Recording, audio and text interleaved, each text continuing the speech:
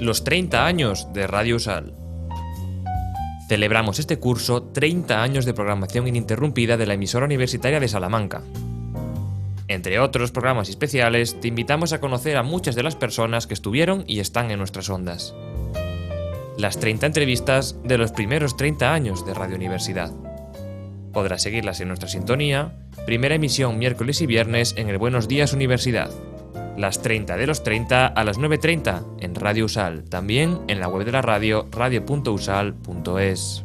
En la radio de la Universidad de Salamanca, como saben, estamos de 30 aniversario, estamos contactando con personas que en algún momento de nuestra historia, nuestra larguísima historia ya, en algún momento han estado presentes en la emisión de la radio. Y es el caso de una sindicalista, es Mercedes Gago, ella es responsable en Castilla y León del sindicato SATSE de enfermería y hemos hablado ya en un buen número de ocasiones con Mercedes. Muy buenos días, Mercedes. Muy buenos días. Que yo no sé si tú eres enfermera, supongo que sí. Sí, soy enfermera. Enfermera creo, bueno, sí, yo ya lo había visto.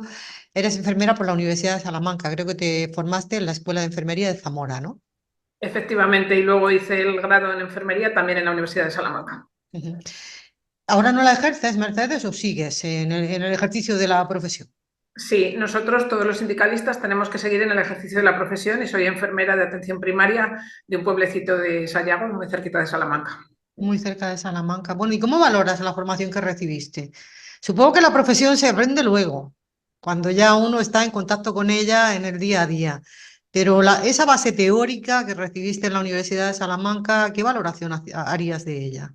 Yo haría una valoración muy buena y aprendimos dos cosas. Aprendimos una, a conocer la profesión y otra, a querer la profesión. Aprender la profesión con los conocimientos teóricos, evidentemente los tuvimos, porque las muestras las hemos tenido luego en oposiciones y en el desarrollo profesional de cada uno de los compañeros de la profesión, pero aprendimos sobre todo a querer la profesión, a verla desde el principio, a tener ese contacto con los pacientes en hospitales más pequeños, a vivir la universidad y sobre todo pues eso, a querer mucho a la Universidad de Salamanca, pero también a nuestra profesión, a nuestra escuela. ¿Y cuándo empezaste a trabajar en el plano sindical? Yo no sé, supongo que hace ya algún tiempo, yo te llevo entrevistando ya hace unos cuantos años y sigues en ello, pero empezarías incluso antes, ¿no? Yo acabé la carrera en el 93 y me fui a trabajar a Madrid y cuando volví a Castilla y León en el año 98 con mi oposición aprobada, pues hubo elecciones sindicales y los compañeros de Zamora pues me dieron la oportunidad de participar con ellos en las elecciones sindicales y a partir de ahí empecé a trabajar, trabajé 16 años, luego me incorporé otra vez a la asistencial y ya llevo casi 9 años otra vez de responsable autonómico del sindicato de enfermería. ¿Y por qué pensaste que era interesante y que sigue siendo interesante dedicarse a esas labores sindicales? Era un mundo desconocido y un compañero me pidió ayuda y las enfermeras siempre estamos dispuestos a ayudar y luego ya cuando entras y descubres que puedes primero conocer la profesión desde otra faceta, ayudar a los compañeros y llegar a la administración para poder conseguir mejoras en tu profesión, que lleguen en el día a día de los compañeros, como hemos conseguido ahora cosas como que se abonen los sábados o se disminuya la jornada o que incluso se permita la formación en el horario de trabajo. Son cosas que te motivan para poder seguir avanzando, sobre todo el conseguir mejoras para tu profesión. Oye, ¿por qué SATSE y no otro sindicato? Porque creo que a estos que son dirigidos a un sector en concreto se les denomina corporativos, ¿no? Y a los otros de clase, vamos, la idea que yo tengo. ¿Por qué SATSE en concreto? SAPSE lo tengo muy claro, ¿no? Soy enfermera y es un sindicato de enfermería. Tenemos también algunos fisioterapeutas, pero es básicamente un sindicato de enfermería.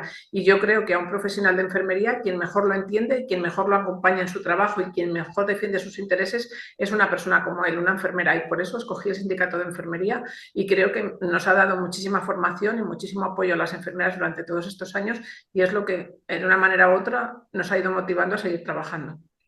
¿Y qué grado de penetración tiene SATSE a nivel regional, Mercedes? Nosotros tenemos más de un 50% de las enfermeras de Castilla y León, de todas las enfermeras que están colegiadas en Castilla y León, son afiliadas, pero tenemos provincias en las que casi el 70% de las enfermeras son afiliadas del sindicato de enfermería. ¿Y qué principales problemas tiene el colectivo de enfermeras? Que estamos hablando todo el tiempo en femenino porque sigue siendo, supongo, una profesión feminizada, ¿no? Que de este tema hemos hablado ya muchas veces contigo. ¿Qué principales problemas tiene el colectivo de enfermeras en Castilla y León? Uno de los principales problemas que tenemos ahora mismo, podemos decir que tenemos un déficit de plantillas, pero tenemos un problema muy importante que afecta a la igualdad y que afecta a las mujeres, que es las dificultades para conciliar tu profesión con tu vida familiar, con el tener tus hijos o con el poder seguirte desarrollando y no hacer un parón en este tiempo. El tiempo en el que hablamos de igualdad, hablamos también de que son más las mujeres que renuncian a ascender o tener un puesto, por ejemplo, como el que ocupo yo ahora mismo, porque nos dedicamos más a otro tipo de tareas. Yo creo que es importante que las enfermeras puedan conciliar, que puedan tener sus permisos, pero que además cuando piden una reducción de jornada pueda ser en el horario que ellas efectivamente lo necesitan para compaginar con su pareja o con sus hijos, y ese es un hándicap que todavía tenemos a día de hoy en muchos centros, problemas. Es la administración la que te dice no, en este horario no, en este otro no. Nosotros queremos conciliar y necesitamos cuando nosotros proponemos. ¿Y cómo trabajáis para ello? ¿Cómo se trabaja en un sindicato? Háblanos un poco de las principales tareas que tenéis. Para quien no conoce para nada cómo es la vida interna de un sindicato, ¿cómo puede ser un día normal en tu vida al frente del sindicato? En el sindicato hay pocos días normales porque trabajamos por y para los problemas de nuestros compañeros, entonces cada día es una cosa diferente, pero así un día normal sería a primera hora de la mañana, a las 7:30 empezamos a mirar los boletines, el boletín oficial de Castilla y León y el boletín oficial de España, sacamos las ofertas de empleo, las oposiciones que pueda haber para mandárselos a los compañeros y luego ya nos centramos. Si trabajas en una provincia, te centras más en las secciones sindicales y en el trabajo del día a día en el centro, en qué problemas tienen las enfermeras de tu centro de trabajo, intentárselo solucionar, ayudarlas a pedir un permiso, ayudarlas a hacer una formación, un poco así. Nosotros a nivel autonómico, pues un poco más si se necesitan, por ejemplo, reclamaciones a nivel general, porque ha salido una oposición para poder reclamar tu baremo. Hacemos también formación para los profesionales encaminada a poderlos no especializar, pero sí formar más adecuadamente en determinados perfiles que por el número, pues no lo hace la administración o no lo quiere hacer. Entonces, también nosotros preparamos también las oposiciones, cuando hay oposiciones para Castilla y León, les permitimos que puedan formarse dentro de su propia provincia. Otras veces ofertamos másteres o expertos en colaboración con otras universidades para que ellos puedan seguir a la vez que trabajan y sin dejar de un lado su faceta profesional, puedan seguir formándose. Entonces, bueno, un poco ahí. Y luego también, pues cuando hay que hacer una reclamación específica para un trabajador o para una convocatoria, pues también trabajamos en ese. Y trabajamos también en investigación. Nosotros tenemos un departamento de formación e investigación donde a las enfermeras de Castilla y León les ayudamos cuando quieren hacer un trabajo o cuando han hecho un trabajo y lo quieren presentar para que puedan corregir. Hacemos también congresos de investigación para que las enfermeras puedan, una vez que han hecho las investigaciones, exponer sus resultados y poder acceder a convocatorias, por ejemplo, como carrera profesional, o hacemos también publicaciones para que ellas puedan publicar. Entonces, un poco en todas las facetas y sobre todo, pues eso, acompañarlas en el día a día en lo que es la faceta profesional y lo que es ayudarlas también, a veces encaminarlas hacia la gestión, hacia eso que es como un muro y que a veces no queremos, pues también tenemos que tener enfermeras gestoras. Y bueno, pues hacia ahí también les acompañamos en el trabajo, en el día a día, por decirlo de alguna manera. O sea, que yo creo que falta mucho, ¿no? O falta todavía bastante para que las mujeres lleguen a puestos de gestión. Yo creo que eres tú un caso un poco excepcional, porque normalmente también en los sindicatos no hay muchas mujeres y si las hay tampoco están al frente de determinadas secretarías, sino haciendo quizás una labor de base. No sé, tú tienes más conocimiento que yo del asunto, pero este mundo sindical yo creo que sigue siendo todavía un mundo muy, muy machista, ¿no? Es cierto que cuando nos reunimos con otros sindicatos, nosotras casi somos la minoría. Nosotros en la Secretaría Autonómica somos todas mujeres y solamente tenemos un hombre. Pero a nivel autonómico, todas las responsables de las provincias, todos los secretarios provinciales también son mujeres. Y a nivel del Comité Ejecutivo Estatal, nuestra presidenta también es una mujer. Es verdad que también es un poco el reflejo de la profesión, ¿no? Más de un 90% de mujeres y menos hombres. Pero es verdad que si miramos eso, en la cúpula de los sindicatos o en las direcciones de los centros tenemos más hombres en proporción que mujeres. Yo creo que un poco es por lo que hablábamos, un poco por el tema de la necesidad de avanzar en igualdad, que siempre hemos sido nosotros las que a lo mejor hemos tirado un poco para atrás y pocas veces hemos encontrado el impulso de nuestros compañeros o de nuestros hijos para poder seguir adelante. Y eso es importante y yo desde luego a mi marido y a mi hijo les agradezco infinitamente que nunca me hayan puesto una traba y es más, que si alguien ha tenido que dar un paso atrás, pues muchas veces ha sido seguramente mi marido, pero que no es el caso de todos. de la generalidad, ¿no? ¿Y no te parece además que hemos levantado un poco el pie del acelerador, que hablamos mucho menos ya de estos temas de igualdad? No sé si tú estás conmigo, en que parece que hemos levantado un poco el acelerador en reivindicaciones, en trabajar por la igualdad. A ver, yo creo que nosotros concretamente en el sindicato seguimos trabajando en igualdad, pero también es verdad que a veces puede pasar dos cosas, ¿vale? Que realmente lo estemos consiguiendo o que hayamos tirado la hacha de guerra, por decirlo de alguna manera, que eso sería lo triste.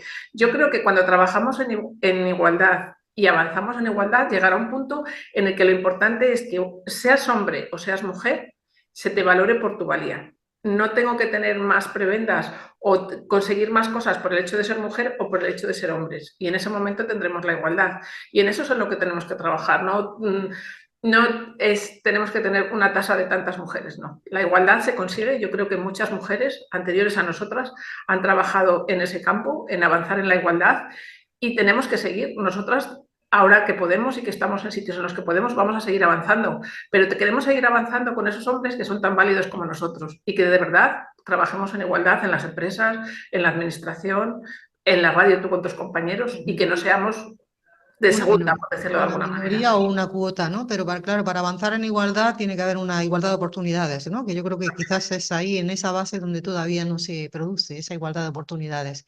Bueno, y del tema de los sindicatos, Mercedes, ¿qué me cuentas? ¿La gente se suele seguir afiliando? ¿Hay todavía confianza en ese modelo, en el modelo sindical, que también tiene mucho que ver con el tratamiento que los medios de comunicación hacen de esos asuntos? ¿Se da cobertura a esos asuntos, por ejemplo, en los medios de comunicación? ¿Cómo ves tú? Yo no sé si te llaman mucho de los medios y hablamos tanto como tenemos que hablar de los principales problemas que en este caso se producen en el sector de la enfermería.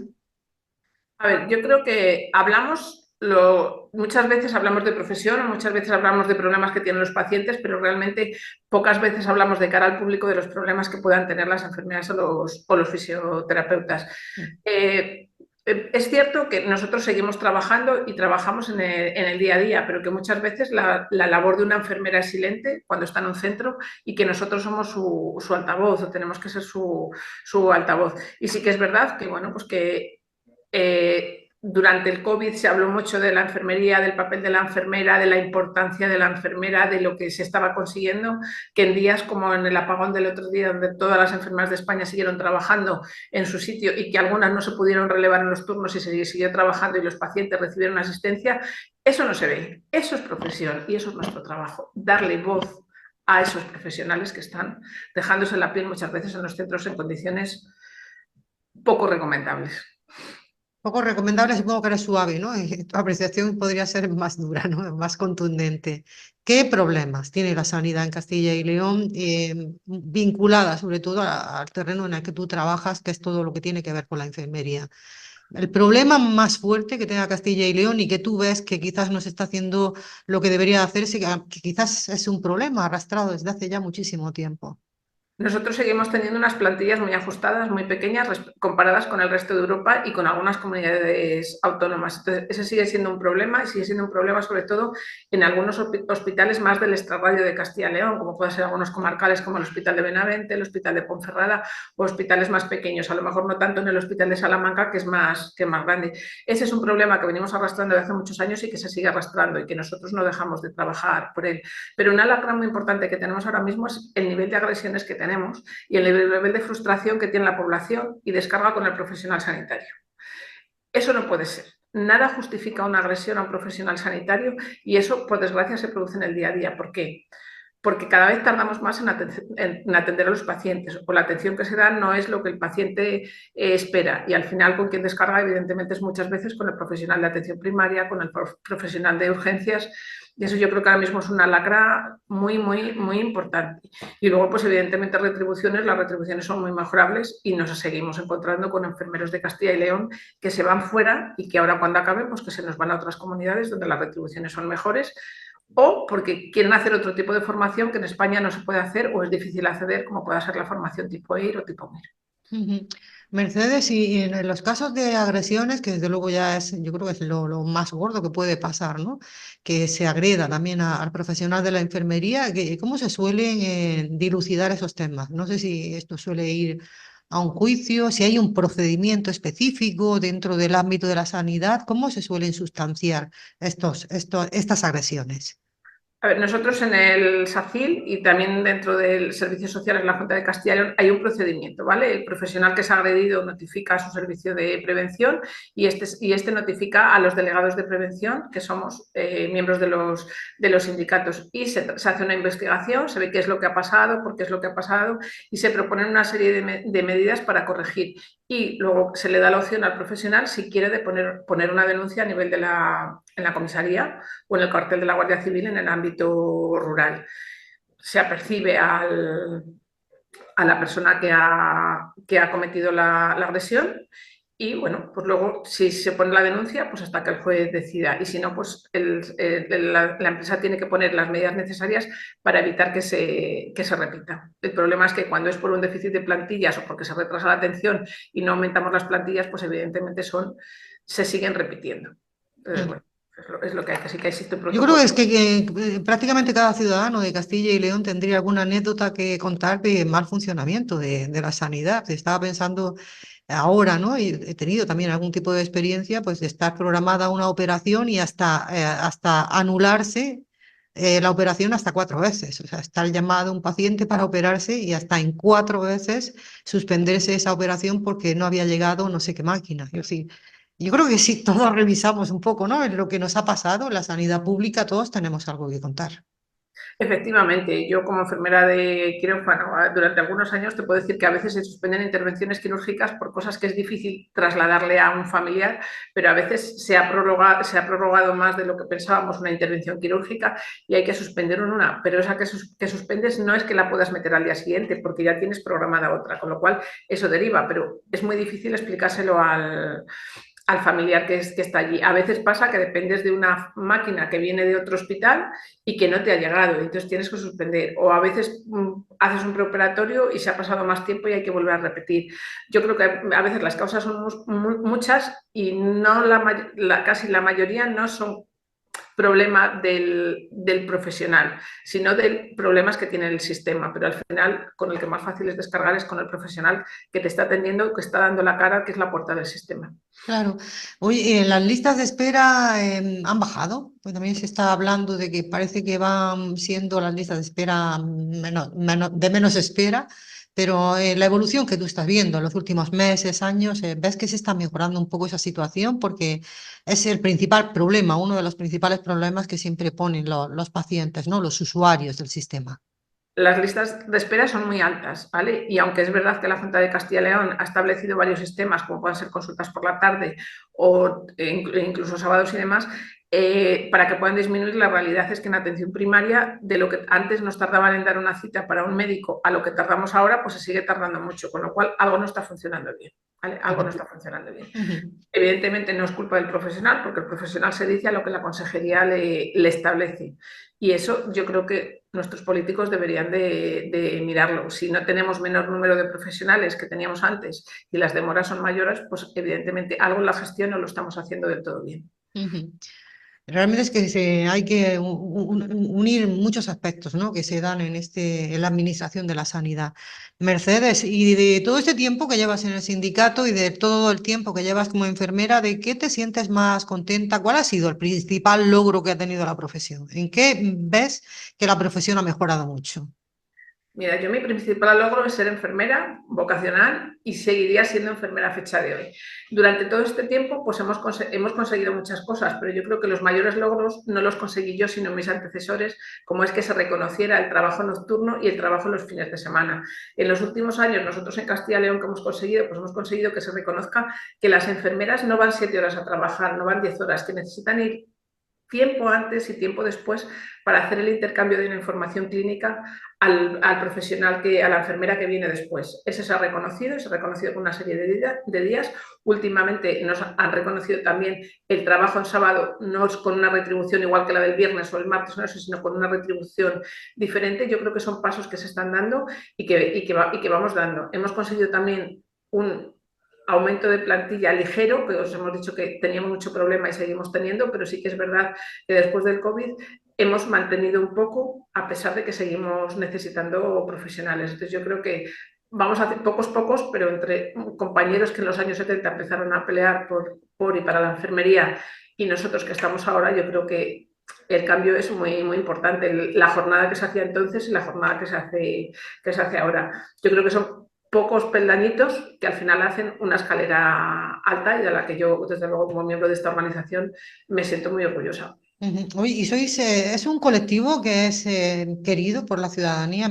Hablábamos de las agresiones, ¿no? Que muchas veces van a parar primero a la enfermera, ¿no?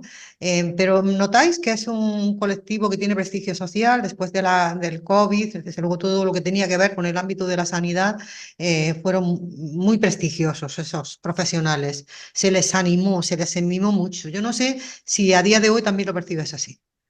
A ver, yo creo que cuando se hacen encuestas la enfermera todavía es muy valorada, pero cuando más valoras el trabajo de una enfermera es cuando tú hablas con un paciente y te dice la confianza que él tiene en una enfermera, lo que esa enfermera hace en el día a día por él o en qué es en lo que le ayuda. Entonces, o que es el profesional que sigue yendo a mi domicilio a pesar de todo y que durante el COVID siguió yendo a pesar de que otros profesionales no iban. Yo creo que eso es un orgullo como profesión y yo creo que aunque a veces, y son los menos, pero hacen mucho ruido, tenemos agresiones, yo creo que en general somos estimados por los pacientes y por las familias, que en muchas ocasiones es el único recurso que tienen para desahogarte y contarte realmente lo que te está pasando, porque una enfermera va más allá de que viene porque me duele no sé qué, no. Una enfermera va a ese domicilio, ve la situación social que tiene, ve las dificultades que tiene a lo mejor un matrimonio de 90 años para seguirse atendiendo ellos mismos, le pone en contacto con otro recurso como puede ser el trabajador social, ve cómo evoluciona eso porque sigue yendo al domicilio, qué necesitan, si comen, si no comen, si toman la medicación, es mucho más. Y yo creo que eso es algo que la población agradece mucho y ese es el trabajo de la enfermera, esa cercanía con nuestros pacientes, con nuestras familias, con nuestros niños en los colegios. Oye, ¿en qué trabajáis ahora? ¿Qué temas hay ahora encima de la mesa? Acabamos de venir del 1 de mayo, supongo que estaríais también en manifestación, como se producía en toda España. ¿Sobre qué temas estamos trabajando en este momento?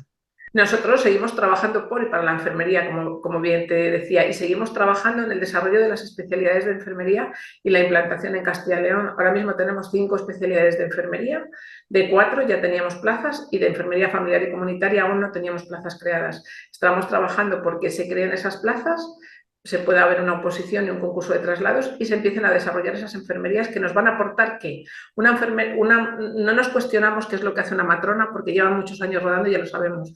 La enfermería del trabajo también la dirigimos a las empresas o a nuestros servicios de salud laboral, la enfermera de salud mental, la enfermera de pediatría, la enfermera de geriatría y la enfermera de familiar y comunitaria. Tienen que aportar un plus al sistema. ¿Por qué? Porque tienen más formación, porque van a orientar la profesión hacia otra cosa. Entonces estamos trabajando en que esas enfermeras puedan asumir nuevas competencias. ¿Nuevas competencias para qué? Para darle a esos pacientes, sobre todo en las zonas más dispersas, esa atención que ahora mismo, porque no hay otro tipo de profesionales, no se les está dando y enfermería se las puede dar. En esa solución de nuevas competencias trabajamos ahora mismo. La dispersión geográfica ya ha salido en varios momentos, ¿no? En la conversación, el envejecimiento de la población, la dispersión geográfica de Castilla y León seguramente serían los 2 temas o los 2 sectores fundamentales que hay que tener en cuenta a la hora de programar, ¿no? y de trabajar. En este caso, en el tema de la enfermería. Mercedes, ¿crees que se está haciendo así? Yo creo que se nos está olvidando un poco cómo es Castilla y León. Castilla y León es muy grande, muy dispersa y con una población muy envejecida. ¿Qué quiere decir eso? Que tenemos muchos pueblos en Castilla y León, en Salamanca, en Zamora, en Ávila, que a lo mejor tenemos durante el invierno 50 personas viviendo. Y eso se les olvida a los políticos, porque esos votan poco los hombres, son pocos. Entonces, yo creo que tienen que seguir trabajando y hay que seguir invirtiendo para que nuestros pueblos no se mueran, para que la zona de la Raya de Salamanca y la Raya de Zamora pueda volver a abrir negocios y eso va a llevar a que haya población, va a llevar a que haya más enfermeras, a que haya más médicos, a que le demos vida a nuestro mundo rural y yo creo que eso se les olvida y se les olvida que nuestros mayores necesitan de profesionales sanitarios. Que es verdad que es mucho más cara nuestra sanidad que la de Madrid, seguramente, porque allí en poco trozo pones un profesional para muchos pacientes. Nosotros necesitamos movernos a los domicilios, movernos a los consultorios, eso lleva tiempo, cuesta dinero y eso a los políticos se les olvida y no se les tiene que olvidar. La realidad de Castilla y León es esa, envejecida y dispersa. Oye, y otro tema que también quería comentar, porque me comentabas de esa especialización, ¿no? Dentro de la enfermería y hablabas de salud mental. La enfermera también de salud mental, se está comentando mucho sobre esto, que es uno de los principales miedos que podemos tener en este momento, porque hay muchos problemas de salud mental o se han manifestado ahora con más fuerza que en otros momentos. No sé si me quieres hacer una reflexión al respecto, si efectivamente la salud mental sería uno de los temas prioritarios en este momento, si tenemos más casos que nunca. Háblanos cómo lo ves tú desde ese puesto, o ese observatorio privilegiado que tienes en el sindicato SATSE. Yo creo que tenemos muchísimos problemas de salud mental. Probablemente si analizáramos años atrás o viéramos que también había más, es verdad que ahora igual somos capaces de detectar más, pero también es verdad que llegamos muchas veces tarde. Tenemos más suicidios que nunca, tenemos más problemas, más depresiones y más, y probablemente tenemos un problema en cómo enseñamos a nuestros jóvenes y a nuestros mayores a afrontar las frustraciones que a veces nos tiene la vida. Y yo creo que ahí la enfermera tiene un papel muy importante, no solamente en lo que es la educación, sino también el seguimiento de esos niños, de esos adolescentes que tienen un problema y que no saben cómo enfrentarlo y que a veces ni siquiera son capaces de decirlo en su casa. Esa enfermera escolar muchas veces es capaz de detectar ese problema que tiene un niño y ponerle una solución a tiempo.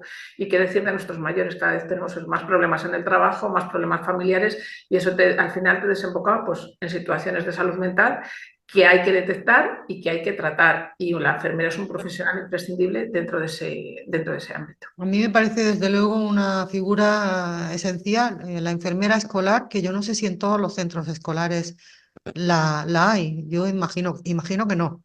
No, los niños de Castilla y León son de segunda, de tercera, de cuarta, porque ya tenemos varias comunidades autónomas, entre ellas Andalucía y Madrid, que tienen en todos o en casi todos los colegios una enfermera. Nosotros tenemos provincias donde hay 3 o 4 colegios que tienen enfermeras y el resto no tienen enfermeras. No tienen enfermeras porque la Junta ha establecido que queda a criterio del director del centro considerar si necesitan una enfermera. Cuando tú quedas a criterio de alguien, pues la realidad es que él considera que no. Entonces tenemos niños con problemas diabéticos, niños con problemas de crisis epilépticas y tenemos todos los niños que lo que estamos diciendo tienen un problema, una caída en el colegio, que necesitan una educación para su salud, que estamos invirtiendo en una mejor salud en los adultos. Y eso es lo que se tiene que concienciar la Junta y que desde luego los niños de Castilla y León no pueden ser niños de segunda, necesitan una enfermera en cada colegio. Pues desde luego no tenéis poco trabajo, desde luego, Mercedes, no tenéis poco trabajo. Vamos a concluir ya. Comentaba yo al principio de la conversación que, bueno, esta es una entrevista un poco también homenaje a ti, homenaje a la radio, que cumplimos 30 años de Radio Universidad. Me gustaría que te despidieras pues con un mensaje, con el mensaje de una sindicalista comprometida, enfermera. Mercedes, ¿qué nos dirías? Yo le diría a todos los estudiantes de la Universidad de Salamanca que ánimo, que acaben sus carreras y que empiecen a trabajar y a reportar a la sociedad un granito de arena de los que la universidad también nos ha aportado a nosotros. Y desde luego a los profesionales sanitarios que empiecen a trabajar con ilusión y que la ilusión no hay que perderla hasta el último día que ejerzamos nuestra profesión. Muy bien, Mercedes, pues un abrazo muy fuerte y hasta una próxima ocasión. Gracias. Gracias a vosotros. Los 30 años de Radio USAL. Celebramos este curso 30 años de programación ininterrumpida de la emisora universitaria de Salamanca. Entre otros programas especiales, te invitamos a conocer a muchas de las personas que estuvieron y están en nuestras ondas. Las 30 entrevistas de los primeros 30 años de Radio Universidad. Podrás seguirlas en nuestra sintonía, primera emisión miércoles y viernes en el Buenos Días Universidad. Las 30 de los 30 a las 9:30 en Radio USAL, también en la web de la radio, radio.usal.es.